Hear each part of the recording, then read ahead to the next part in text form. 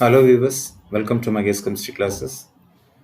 This is practice set 8. Practice set 8ல inorganic chemistry உள்ள questions discuss பண்ணிருக்கிறோம். In addition to that, there is a link Google response spreadsheet வந்து என்ன பண்ணியிருக்கிறேன் லிங்க்ல கொடுத்துருக்கிறேன். You can use it and you can practice it and get the score from that. Then come to the solution part. This will be very useful to you. Let's move into the question part. Question number 1. The increasing order of electron affinity values among the elements carbon, nitrogen, oxygen and fluorine. So electron affinity elements carbon, nitrogen, oxygen and fluorine. So அதோடைய comparison நம்ம பார்க்கணும். So fluorine is more electron affinity elements in the periodic table. So எல்லா கேஸ்லையும் அந்த இது வந்து இருக்கு. Then what are the factors affecting electron affinity அப்படிங்கிறத நம்ம டிஸ்கஸ் பண்ணி பார்க்குறோம். So electron affinity mainly depends upon the electronic configuration. So writing electronic configuration of all the elements. From the electronic configuration, it is clear that the fluorine has atomic number 9 and having electronic configuration 2s2 2p5. To get the stable electronic configuration, that is 2s2 2p6, it needs one electron. So the electron affinity of the fluorine is very great. Okay. And in the periodicity, from left to right, electron affinity increases. So carbon, nitrogen, oxygen, fluorine, the electron affinity increases. So fluorine has higher electron affinity, carbon has lower electron affinity. But in the case of nitrogen, it has partially half-filled electronic configuration. So it is having half-filled electronic configuration so that it is very stable. So the relation is different. The nitrogen, low electron affinity value, then carbon, then oxygen, and then fluorine. So this is your order. Answer is A. Clear? Question number 2. Match the shapes of the following molecules. Left hand side molecules கொடுத்திருக்கு, right hand side different shapes கொடுத்திருக்கு. So correct matching என்ன அப்படிங்கிறத பார்க்கணும். So first இதுக்கு என்ன பண்ணுறோம் அப்படின்னா பேசிக்காக இருக்கக்கூடிய ரெகுலர் ஸ்ட்ரக்சர்ஸ் வந்து நம்ம டிஸ்கஸ் பண்ணிவிட்டு விஎஸ்சிபிஆர் தியரி பிரகாரம் இதில் என்ன ஹைப்ரிடைசேஷன் எந்த விதமான ஸ்ட்ரக்சர்ஸுக்கு வரும் அப்படிங்கிறது பார்த்தீங்கன்னா கிளியராக போயிடலாம். ஃபஸ்ட்டு வெரி சிம்பிள், பிசிஎல்5 அப்படிங்கிறது வந்து நமக்கு வந்து இதில் இருக்குது. ஸோ இது வந்து sp3 டி. ஸோ ட்ரைகோனல் பைபிரமிடல் ஸ்ட்ரக்சர்ஸ் இருக்கும். சிக்கு வந்து நமக்கு வந்து வரக்கூடிய ஸ்ட்ரக்சர் வந்து 4 தான் பண்ண முடியும் வர முடியும். Okay, trigonal bipyramidal. So regular structure இது எல்லாமே. ஸோ இது வந்து ஈஸியாக வந்து நமக்கு வந்து கிளியராக தெரியக்கூடிய ஸ்ட்ரக்சர். ஸோ அதுக்கு வந்து 4. அப்படி பார்க்கும்போது ஆன்சர் இஸ் வெரி சிம்பிள். எங்கே போயிடும், நமக்கு வந்து சிக்கு போயிடும். இந்த கேஸில் இந்த ப்ராப்ளம் வெரி சிம்பிளாக இருக்கிறதுனால அந்த ஒரு மேட்சிங் வச்சு நம்ம கண்டுபிடிச்சிடறோம். இருந்தாலும் ஒவ்வொரு மாலிகுல்ஸ்க்கும் எந்த மாதிரி வருது அப்படிங்கிறத பார்க்கலாம். First A, boron trifluoride, total valence electrons. அது நம்ம நிறைய ப்ராப்ளத்தில் வந்து எப்படி கண்டுபிடிக்கிறது கொடுத்துருக்குறோம். ஸோ இங்கே வந்து உங்களுக்கு வந்து 3 halogens and 1 boron. So total 24. So ஃப்ளோரினுக்கு வந்து 7, போரானுக்கு வந்து 3. அவுட்டர் செல் எலக்ட்ரான்ஸ் பார்த்தா போகும். ஸோ என்ன பண்ணணும், இந்த வரக்கூடிய டோட்டல் வேலன்ஸ் எலக்ட்ரானை 8ஆல் டிவைட் பண்ணுறேன். நமக்கு வந்து குவாஷியன்ட் வந்து என்ன கிடைக்குது, 3 கிடைக்குது. No reminder. 3 வந்ததுன்னா அது வந்து என்ன hybridisation, sp2 hybridization. sp2 hybridization என்ன, the regular structures, that is tricolor, trigonal. So boron trifluoride வந்து trigonal planar, that is triangular planar அப்படிங்கிறது வந்துடுது. ஸோ ஏக்கு வந்து 2. ஓகே, தென் BRFI. So total valence electrons எல்லாமே ஹாலஜன். ஸோ 6 இருக்கிறதுனால டோட்டலாக இங்கே 42. 42 நம்ம என்ன பண்ணுறோம், 8ஆல் டிவைட் பண்ணுறோம். குவாஷியன்ட் வந்து 5 அண்ட் ரிமைண்டர் வந்து நமக்கு வந்து இதில் 2. இந்த ரிமைண்டர் என்ன பண்ணுறோம், அகைன் 12 டிவைட் பண்ணுறோம். So you get the quotient, second quotient 2. So 1. So டோட்டலாக நமக்கு வரக்கூடிய 6 வந்ததுன்னா ஹைப்ரிடைசேஷன் sp3d2.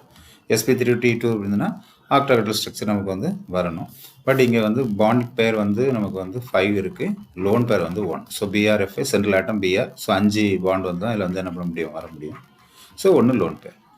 ஸோ இந்த மாதிரி sp3d2ல பாண்ட் பேர் வந்து 5, லோன் பேர் 1 இருந்ததுன்னா அந்த ஸ்ட்ரக்சர் வந்து square pyramidal. Okay, lone pair 2 இருந்ததுன்னா ஸ்கொயர் பிளைனார். ஸோ அப்போ உங்களுக்கு வந்து BRFI வந்து ஸ்கொயர் பிரமிட், பிக்கு வந்து 1. So it is clear. Okay, அடுத்தது சி பார்க்கலாம். சி வந்து XeO4, xenon 8, oxygen 6, 4 into 24, so total valence electron 32, so 32 divided by 8, இது total valence. வரக்கூடிய கோஷன்ட் வந்து 4, ரிமைண்டர் இல்லை. ஸோ ரிமைண்டர் இல்லைன்னா இது வந்து sp3 hybridization டைரெக்டாக கொண்டு வந்துடும். So structure is regular tetrahedral. Okay, clear? So answer is C. Question number 3. Which among the following has arachno butterfly structures? Boranes இருக்கக்கூடிய டைப்ஸ் நம்ம பார்க்குறோம். ஃபஸ்ட்டு டைப்ஸ் ஆஃப் போரேன்ஸ் நமக்கு தெரிகிறது. So closo, nido, arachno, hypo,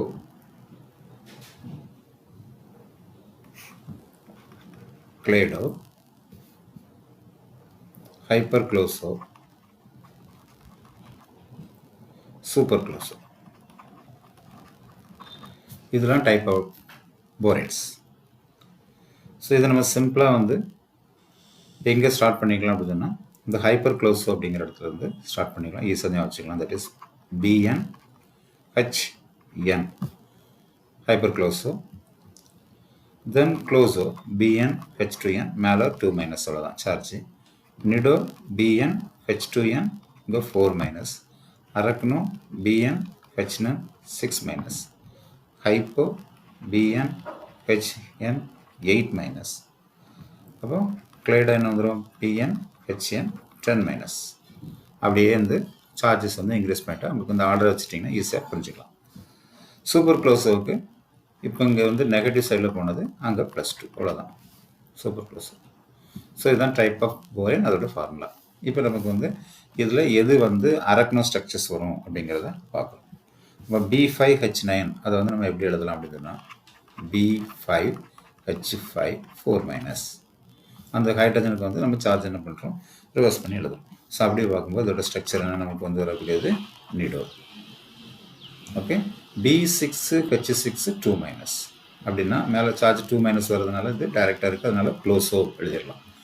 B10H14, அப்போ என்னெல்லாம் B10, H வந்து 10, இங்கே 4-. So again it is க்ளோஸோ.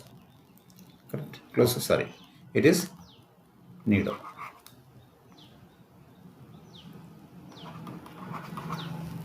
B4H10, B4H10 எப்படிலாம், B4H4, இங்கே 6-. எழுதலாமா? 6 ஹைட்ரஜனை ரிமூவ் பண்ணி இப்போ 6- வர்றதுனால அது என்ன ஸ்ட்ரக்சர், இது arachno. Clear? Your answer is D. Question number 4. The number of metal bonds and bridging carbonyl ligands in the cobalt octa carbonyls are respectively. So number of metal bonds வந்து கண்டுபிடிக்கணும். And எத்தனை bridging லிகாண்ட்ஸ் carbonyl லிகாண்ட்ஸ் இருக்குது அப்படிங்கிறத கண்டுபிடிக்கணும். இந்த bridging carbonyl ligands and terminal carbonyl ligands கண்டுபிடிக்கிறதுக்கு நமக்கு spectrochemical data அவைலபிளாக இருந்தால் தான் கண்டுபிடிக்க முடியும். But we can find out the metal bonds using the formula. So இதுக்கு என்ன கண்டுபிடிக்கணும் அப்படின்னா, முதல்ல அந்த 18 electrons rules பிரகாரம், by using 18 electron rules, carbonyls உடைய total valence electrons கண்டுபிடிக்கணும். So this is 8. total valence electrons என்ன, கோபால்ட் அப்படிங்கிறது 3d7 4 system. ஸோ இந்த கேஸில் டோட்டலாக அதோட அவுட்டர் செல் எலக்ட்ரான்ஸ் எல்லாமே நம்ம எடுக்கணும். It's not only valence electron, outer shell electron. So 9, 3 into 9. So VSEPR theory valence electrons மட்டும் தான் நம்ம எடுக்கிறோம். இங்கே அவுட்டர் செல் எலக்ட்ரான்ஸ் எல்லாத்தையுமே நம்ம கண்டுபிடிக்கிறோம். ஸோ அப்படி பார்க்கும்போது ஒரு கோபால்ட்டில் நமக்கு வரக்கூடியது வந்து 9 electrons. So 2 into 9 plus 8 into 2. So டோட்டலாக வரக்கூடியது 34. Clear? Number of metal bonds கண்டுபிடிக்கணும்னா the formula is n into 18. n is the number of metal minus this total valence electron divided by 2. இது formula. So 2 metal atoms. So it is 18 minus total valence electron 34 upon 2. This is equal to 36 minus 34 by 2. 2 by 2 it is 1. So number of metal bond is 1. So our answer is this one. இந்த கேஸில் 2 bridging லிகாண்ட்ஸ் வந்து இருக்கிறதா நம்ம problem wise தான் கண்டுபிடிக்க முடியும். திரும்ப நமக்கு வந்து ஸ்பெக்ட்ரோ டேட்டா இருந்தால் தான் அந்த நம்பர் ஆஃப் பிரிட்ஜிங் லிகாண்ட்ஸ் கண்டுபிடிக்க முடியும். பட் எப்போவுமே நம்ம வந்து ஒரு மெட்டலுக்கு எழுதும்போது ஒரு மெட்டல் பாண்ட் எழுதியாச்சு, இது ஒரு டெட்ராஹெட்டலாகவே எப்போவுமே எழுதி ட்ரை பண்ணுங்கள். ஸோ அப்போ ஸ்ட்ரக்சர்ஸ் வந்து இப்படி ப்ரெடிக்ட் பண்ணிக்கலாம். CO. ஸோ ரிமைனிங் இருக்கக்கூடிய 2 கோபால்ட் வந்து கார்பனைல் வந்து பிரிட்ஜிங்காக தான் என்ன பண்ண முடியும், இருக்க முடியும். So there are 2 bridging ligands அப்படிங்கிறத நீங்கள் ப்ரெடிக்ட் பண்ண முடியும். But experimentally only you can find out the types of carbonyl structures, whether it is bridge or terminal. Okay, in this case your answer is A.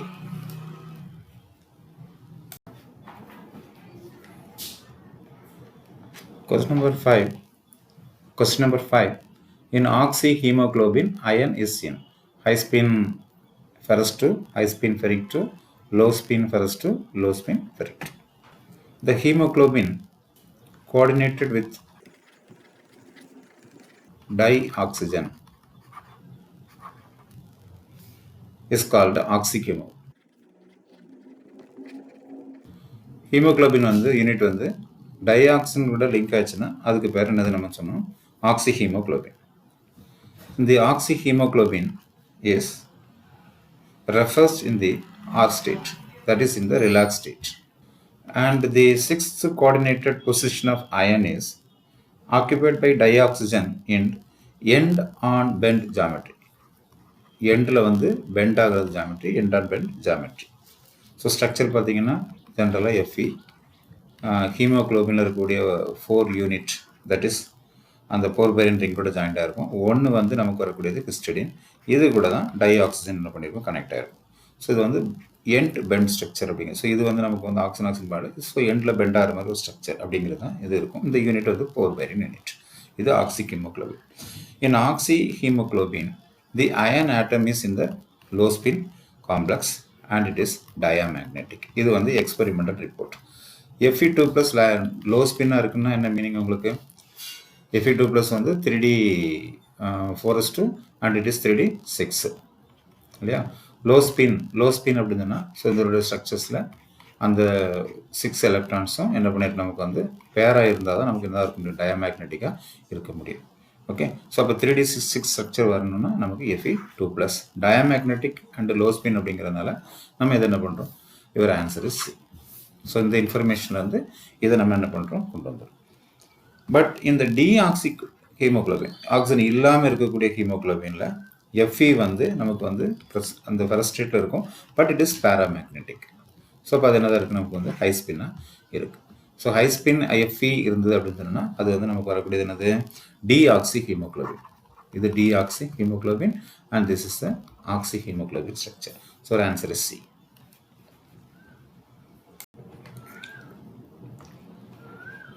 Question number 6. A chromatographic peak is determined to have retention time TR and baseline peak with W is 0.012 minute and E 3.756 respectively. The number of theoretical plates in N for the peak. ஜென்ரலாக ஒரு குரோமோட்டோகிராஃபியில் வந்து நமக்கு வந்து அந்த graph நமக்கு கிடைக்கிறது வந்து அதை நம்ம அப்சர்வ் பண்ணி பார்த்தீங்கன்னா இங்கே டைம், இங்கே டிடெக்டருடைய ரெஸ்பான்ஸ்.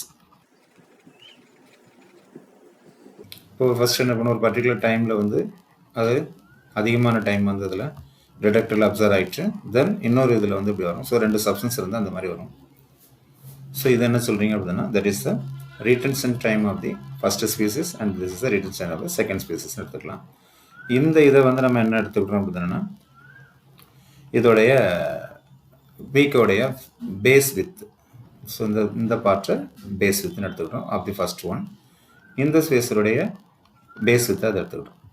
ஸோ இன்னொரு இதுவும் இருக்குது இதில் வந்து, இதில் பார்த்தீங்கன்னா தி பேஸ் வித்தில் வந்து இது ஹாஃப் வரக்கூடியது. ஸோ இந்த மாதிரி ஆஃபில் அந்த லென்த்தில் அதோடைய இதில் வரக்கூடியது W ஆஃப், அதே மாதிரி 1 இதுக்கு எடுத்துக்கிறது W ஆஃப் அப் 2. இது general information from the chromatographic.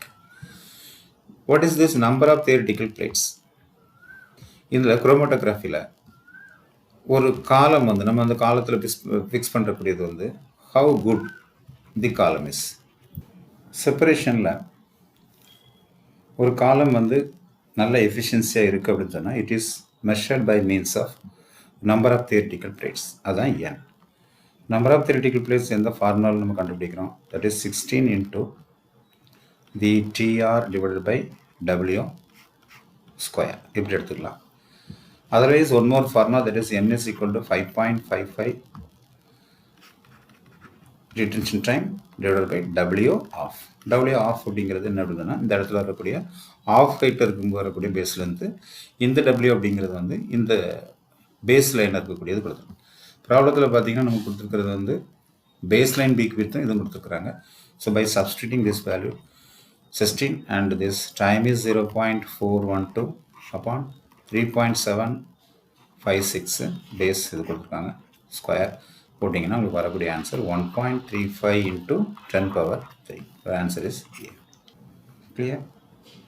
n value வந்து அதிகமாக இருந்தால் தான் it is use for the high efficiency for the good separation, அந்த மாதிரி நம்ம எடுத்துக்கலாம்.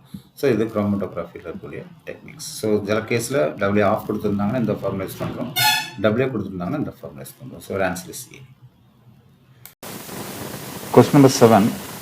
Regarding DSC, select the correct statement. In DSC, change in the energy of the sample is plotted against temperature. In DSC, change in temperature of the sample is plotted against temperature of time. And third one, reference and sample are maintained in the same temperature. So DSC is the differential scanning calorimetry. இதோட எக்ஸ்பென்ஷன் form. இதில் எப்படி temperature அந்த தெர்மோமெட்ரிக் analysis நம்ம calculate பண்ணோம்னா, எனர்ஜியும் டெம்பரேச்சரையும் plot பண்ணுறோம். And the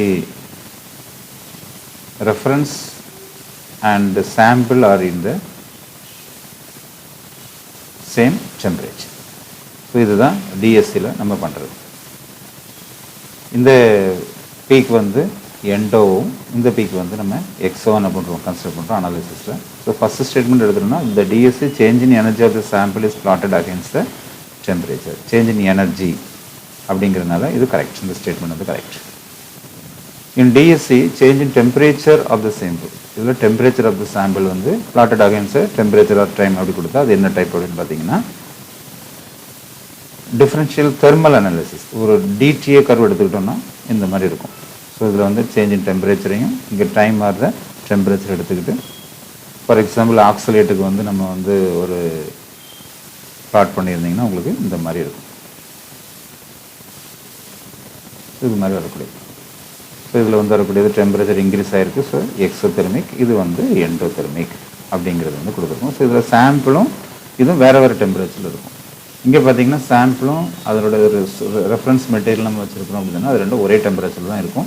so அதில் வரக்கூடிய எனர்ஜி சேஞ்சஸில் அது அப்சர்வ் ஆகும்போது எனர்ஜி அதிகமாகும், ரிலீஸ் ஆகும்போது எனர்ஜி கம்மியாகும். இந்த மாதிரி இந்த கேஸ்லையும் வரும். So reference and sample are main இந்த சேம் டெம்பரேச்சர், இதுவும் கரெக்ட் ஸ்டேட்மெண்ட். ஸோ இது வந்து டிஃபரன்ஷியல் தெர்மல் அனாலிசிஸில் தான் டெம்பரேச்சரையும் நம்ம சாம்பிளையும் என்ன பண்ணுறோம் எடுக்கிறோம். இன் டிஎஸ்சில் பார்த்தீங்கன்னா எனர்ஜி எடுக்கிறோம். Okay, your answer is 1 and 3.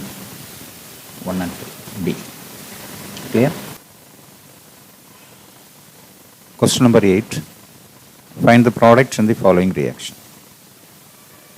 So இதில் இருக்கக்கூடிய டெட்ராக்ளோரோ பிளாட்டினம் காம்ப்ளெக்ஸ் கொடுத்துருக்கு. ஃபஸ்ட்டு அமோனியா கூட ட்ரீட் பண்ணியிருக்கிறோம். ஸோ அமோனியா ட்ரீட் பண்ணும்போது ஒரு குளோரின் டிஸ்பிளேஸ்மெண்ட் ஆகிருக்கு, சப்ஸ்டியூட் ஆகிருக்குது. தென் ஃபாலோட் பை NO2 ஆட் பண்ணுறோம். NO2 ஆட் பண்ணும்போது இந்த NO2 இன்னொரு குளோரினை எடுத்துகிட்டு ரிமூவ் பண்ணிவிட்டு இந்த NO2 கனெக்ட் ஆகுதா. ஸோ இந்த மாதிரி கொஸ்டின்ஸில் வரும்போது இந்த ரெண்டு சிஎல் வந்து சிஸ் பொசிஷன் இருக்கா டிரான்ஸ்பொசிஷன் இருக்கா அப்படிங்கிறது ப்ராடக்ட்டை நம்ம இங்கே கேட்குறோம். இது கொஸ்டினுடைய பேசிக். இப்போ இது எந்த டாப்பிக்கை வச்சு நமக்கு வருது அப்படின்னா, ட்ரான்ஸ் எஃபெக்ட் வச்சு இந்த கொஸ்டின்ஸ் வந்து என்ன பண்ணியிருக்கிறோம், கொடுத்துருக்கோம். Trans effect in the substitution of the coordination complexes. இந்த ட்ரான்ஸ் எஃபெக்ட் அப்படிங்கிறது என்ன அப்படின்னா, that is the groups direct to the incoming ligand. Incoming ligands வந்து வரதை சில குரூப் வந்து என்ன பண்ணுது, டைரக்ட் பண்ணுது. To occupy the position trans to them are called trans directing groups அப்படிங்கிறது. அதாவது வரக்கூடிய குரூப்பை அந்த குரூப்புக்கு ட்ரான்ஸ் பொசிஷனில் அது என்ன பண்ணுறது வந்து ஆக்குபை பண்ண வைக்கும். ஸோ இது it is called trans effect. Trans எஃபெக்டை பொறுத்தவரை நமக்கு வரக்கூடிய ஆர்டரில் பார்த்திங்கன்னா ஹாலஜன் வந்து அதிகமாக இருக்கும். Then followed by amine, NH3, OH water வந்து ட்ரான்ஸ் எஃபெக்ட் கம்மியாக இருக்கக்கூடியது. இதுக்கு ஒரு ஆர்டரே இருக்குது. இந்த கேஸில் இவ்வளவு நம்ம என்ன பண்ணுறோம் டிஸ்கஸ் பண்ணுறோம்.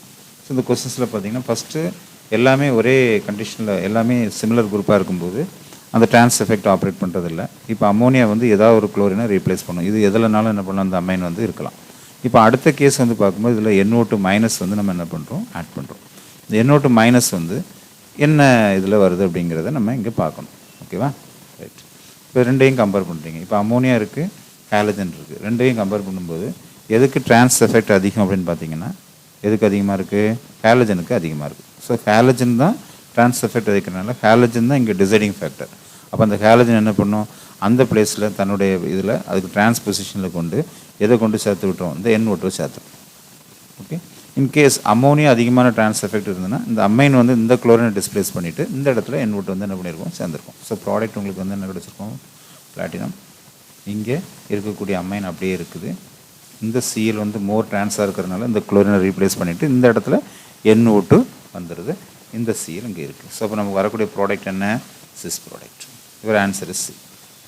ஸோ ட்ரான்ஸ் எஃபெக்ட் அப்படிங்கிறது the groups direct the incoming ligand to occupy the position trans to them. இதில் நமக்கு வந்து அந்த எஃபெக்டோடைய இது கண்டிஷன் வச்சு போடுறாங்க. ஸோ இது எஃபெக்ட் ட்ரான்ஸ் எஃபெக்ட் அஃபெக்ட் பண்ணக்கூடிய ஃபேக்டர்ஸ்லாம் நிறையா இருக்குது. ஸோ இந்த ஆர்டர் கொஞ்சம் ஞாபகம் வச்சிட்டிங்கன்னா இந்த ப்ராடக்ட் வந்து முன்னாடி தரும். Halogens are more trans effect. So maximum halogen வச்சு தான் கொஸ்டின்ஸ் அதிகமாக இருக்கும். Clear? Question number 9. Choose the allowed transition. So இங்கே ஸ்பெக்ட்ரோஸ்கோபிக் சிம்பிள் கொடுத்துருக்குறாங்க. இது allowed transition அப்படிங்கிறத நம்ம பார்க்கணும். So first of all condition for the allowed transition. First spin multiplicity that is del S is equal to 0 அது இருக்கணும். And charge of the Mulliken symbol, charge should be same. ஒரு charge வந்து ஈக்குவலாக இருக்கணும். அடுத்தது ஜெரேட் அண்டு அன்ஜெரேட் வந்து என்ன பண்ணியிருக்கணும், ட்ரான்ஸ்ஃபர் ஆகலாம். G to U or U to G. ஒரே இருக்கக்கூடிய சிமெட்ரி இருக்கக்கூடியது போக முடியாது. அடுத்தது இந்த term symbol of the molecular electronic கான்ஃபிகரேஷனுக்கு that is del L value this will be 0 or plus or minus 1. Spectroscopic ஸ்டேட்டில் நம்ம என்ன தெரிஞ்சுக்கலாம் அப்படின்னா எல் வேல்யூ வந்து 0, 1, 2, 3 அப்படி எழுதுறதா இருந்தால் நம்ம ட்ராம் சிம்பிள் எழுதுகிற மாதிரி, அட்டாமிக் ட்ராம் சிம்பிள் எழுதுகிற மாதிரி மாலிகுலர் ட்ராம் சிம்பிளுக்கு வந்து sigma pi delta and pi. So இந்த மாதிரி தான் இந்த எல் வேல்யூக்கு நம்ம எழுதக்கூடிய கால்குலேட் பண்ணுறது. ஸோ இதனுடைய del L அப்படிங்கிறது தட் இஸ் எப்படி இருக்கும் அப்படின்னா, ட்ராம் சிம்பிள் இந்த இது போட்டுட்டு இங்கே வந்து நமக்கு வந்து இந்த ஜெரேட் ஆர் இன்ஜெரேடுங்க மார்க் பண்ணிவிட்டு இங்கே ஸ்பின் மல்டிப்ளிசிட்டி மார்க் பண்ணிவிட்டு இங்கே வந்து நமக்கு வந்து சார்ஜ். ஸோ இதுதான் molecular tram சிம்பிளோட type.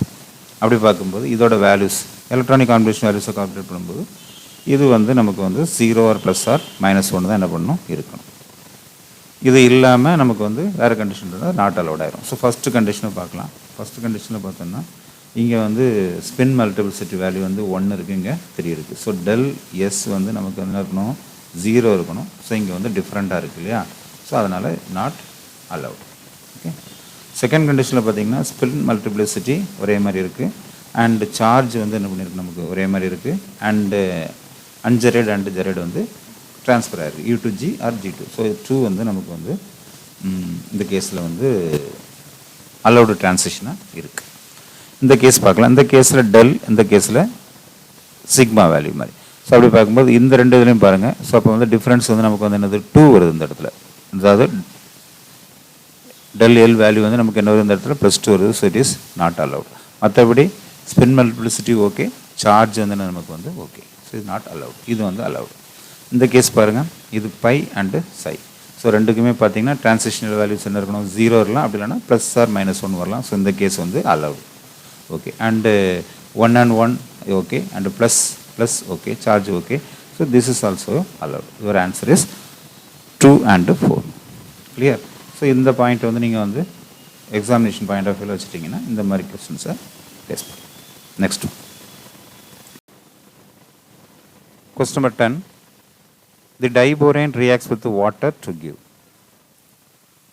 Diborane water react பண்ணும்போது என்ன ப்ராடக்ட் நமக்கு கிடைக்கலன்னா, the diborane formula When it is treated with water, it gives boric acid, H3BO3 and hydrogen.